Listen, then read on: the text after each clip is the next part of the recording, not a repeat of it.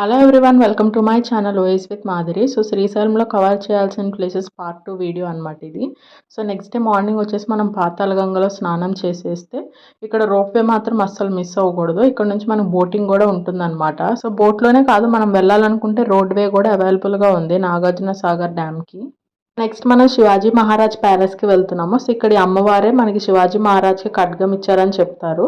And palace దా చాలా బాగుంటుంది. ఇంకా 4 సైడ్స్ వచ్చేసి మొత్తం మనకి శివాజీ మహారాజ్ హిస్టరీ ఉంటుంది. సో ఒకసారి ఎక్స్ప్లోర్ చేయండి వెళ్తే కనుక. So next famous temple Mallamma కన్నీరు టెంపుల్ అనమాట.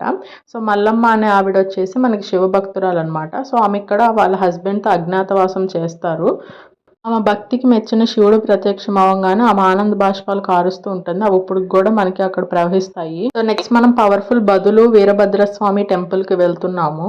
సో ఈ వీరభద్రస్వామిని ఎందుకు మనం దర్శించాలో చాగంటి కోటేశ్వరరావు గారు కూడా చెప్పారు చూడండి.